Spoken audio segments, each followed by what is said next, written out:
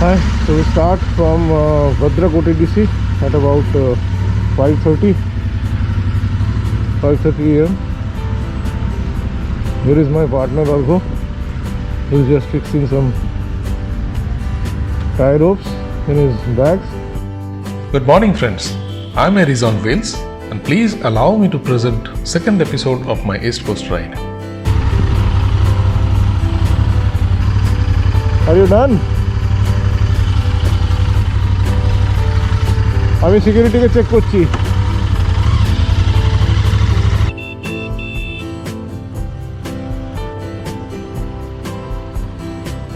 Hello, उस रास्ते में जाना है, कैसे इधर से घूम के जाएगा? कट है कितना देर बाद? सामने ही है, सामने ही है। ठीक। Started from Bhadrak OTDC on the main road. Not on the main road, we have to go to the other side. This is towards Kolkata side. दोस्तों, जैसा कि आपको पता है कि ये हमारी ईस्ट कोस्ट राइड का दूसरा दिन है। पहले दिन हम लोगों ने कलकत्ता से भद्रक तक की दूरी तय की थी और रात को भद्रक OTDC में बिताया। आज हमारा राइड प्लान था भद्रक से राजामुंद्री आंध्र प्रदेश तक जाने का, जो कि करीब करीब 750 किलोमीटर के डिस्टेंस था। पर कुछ कारणों की वजह से हम पेधागुमुलुरु, जो कि विशाखापत्तनम से करीब 70 किलोमीटर दूरी पर है राजामुंद्री की तरफ, उससे आगे और बढ़ नहीं पाए। हमारे साथ बने रहिए जानने के लिए कि ऐसी क्या वजह थी जिसकी वजह से हम करीब 125 किलोमीटर की दूरी तय नहीं कर पाए। Odisha is like a second home to me. Many of my friends, colleagues, brother stay over here. अगर उड़ीसा में आप देखने और घूमने की जगह की बात करो तो ऐसे बहुत सारी जगह हैं जिसके लिए आप यहाँ पे आ सकते हो। सी बीचेस में तालसारी, चांदीपुर, कोणार्क, पुरी, गोपालपुर आते हैं।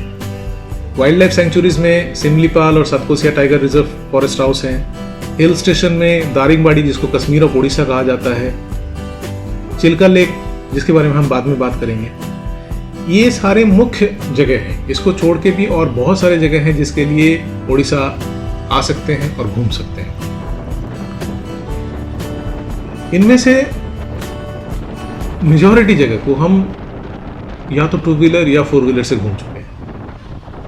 और अगर कलकत्ता के बंगालीज की बात करें तो मेरे ऐसे बहुत सारे दोस्त, फैमिलीज हैं जो साल में एक बार पूरी अवश्य आते हैं भगवान श्री जगन्नाथ देव की दर्शन करने के लिए और उनसे आशीर्वाद लेने के लिए।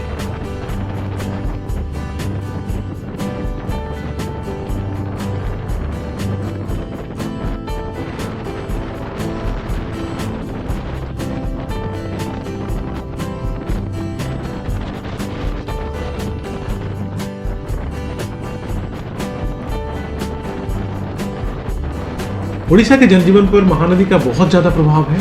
हर साल आने वाले बाढ़ को रोकने के लिए इसी नदी के ऊपर सालों पहले एक डैम का निर्माण किया गया, जिसका नाम है हीराकुद डैम, और जिसे इंडिया का सबसे लंबा अर्थन डैम माना जाता है।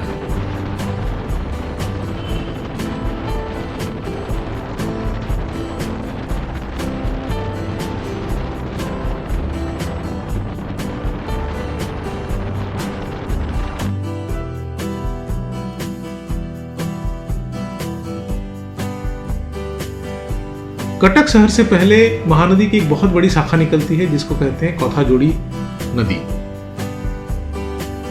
कटक शहर जो है वो महानदी और कौथाजोड़ी रिवर के बीच में बसा हुआ है।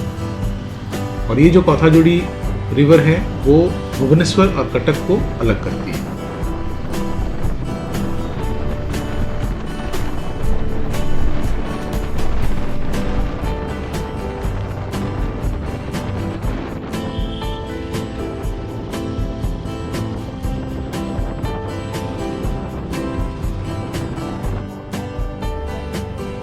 अगर आप पुरी की तरफ जाना चाहते हैं तो ये सामने आने वाली फ्लाईओवर की ऊपर ना उठ के आपको लेफ्ट साइड में रास्ता लेना पड़ेगा, जिसको NH 316 कहा जाता है।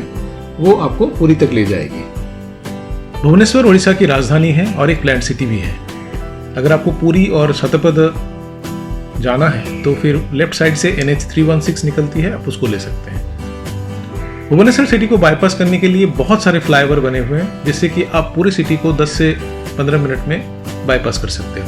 पर एक बात का ख्याल रखना दोस्तों, यहाँ पे बहुत जगहों पे स्पीड लिमिट का वार्निंग दिया हुआ है और साथ साथ में बहुत सारे कैमरास भी लगे हुए हैं। So please maintain your speed and always obey local traffic rules and regulations.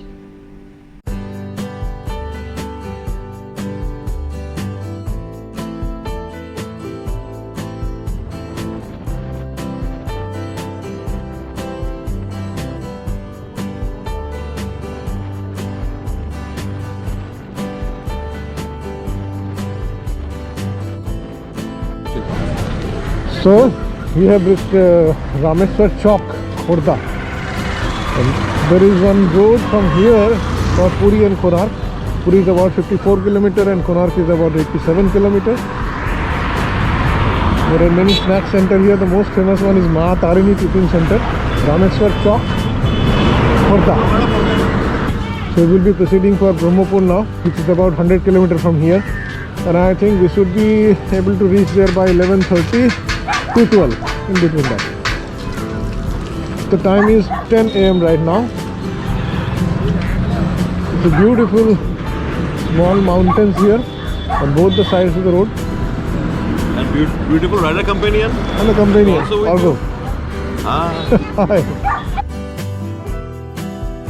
Rameshwar Khordha के थोड़ी देर बाद NH16 और समुंदर के बीच में आती है चिल्का लेक, जिसके 3 मुंह हैं, 3 माउंट्स। समुंदर की तरफ वाला जगह है सतपद और NH16 की तरफ वाला 2 जगह है बारकुल और रंभा। ये 3 जो है इसके सबसे मुख्य जगह है। रहने की व्यवस्था तीनों जगह पे है, पर मेरी अगर राय लें तो रंभा का जो पांत निवास है वो इनमें से बेस्ट है रहने के लिए, 2-4 दिन बिताने के लिए पूरी शांति के साथ। सतपद जाने के लिए 2 रास्ते हैं। रामेश्वर से आप जो रास्ता पुरी की तरफ जा रहा है उससे आप राइट साइड लें तो सतपद पहुंच सकते हैं। आप रामेश्वर आने के पहले ही आप अगर कलकत्ता से आ रहे हैं तो भुवनेश्वर से जो रास्ता NH316 आपको पुरी तक ले जाती है, वही रास्ता थोड़ी देर और जाके सतपद तक आपको लेके जाती है। अगर आप खोर्धा के बाद जाना चाहें तो रंभा के बाद एक रास्ता बाएं तरफ निकलती है जो आपको लेके जाती है जान्हीकुडा तक। अब ये जान्हीकुडा और सतपद के बीच में फेरी सर्विस चलती है, जो मॉर्निंग में रेगुलरली चलती है, पर आफ्टरनून में पैसेंजर कम होने की वजह से कम होती जाती है फेरी सर्विस। ये आपको और आपके व्हीकल 2 व्हीलर हो या 4 व्हीलर हो, दोनों को ही आपको जान्हीकुडा से सतपद की तरफ लेके जाते हैं। So this will be an adventure of your life.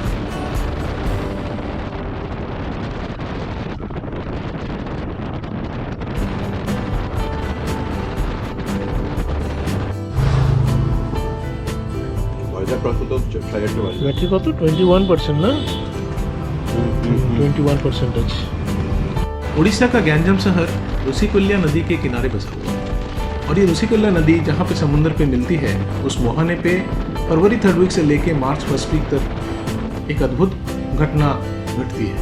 Endangered species olive ridley turtle यहाँ पे मास नेस्टिंग के लिए इसी दौरान आते हैं और जिसे देखने के लिए हजारों की तादाद में दर्शनार्थी यहाँ पे पहुँचते हैं।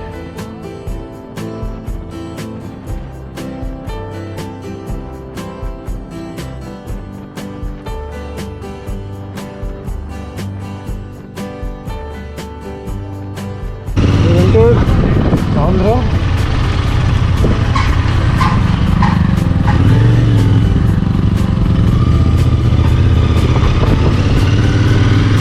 is about 25 kilometre from here। आ गया इधर जो चेक पॉइंट था, चेक पॉइंट से आ गया कारापाडू। आप ये गूगल में बोल देंगे। हाँ पेट्रोल साइड का सर्विस स्टेशन है।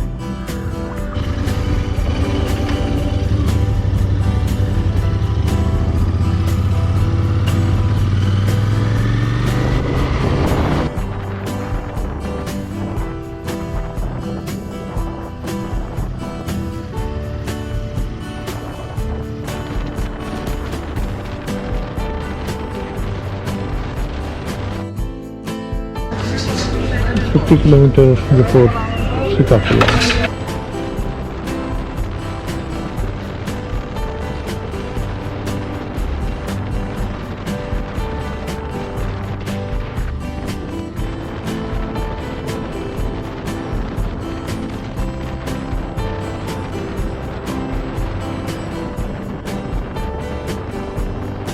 अगर आप कलकत्ता से चेन्नई तक बाय रोड जा रहे हो तो जिस सिटी का आपको सबसे ज़्यादा ध्यान रखना है वो है विशाखापत्तनम या वाइजैक, क्योंकि जो NH16 है, नेशनल हाईवे 16, वो विशाखापत्तनम सिटी के अंदर से होते हुए जाती है, तो ये आपके राइड प्लान को बिगाड़ भी सकता है।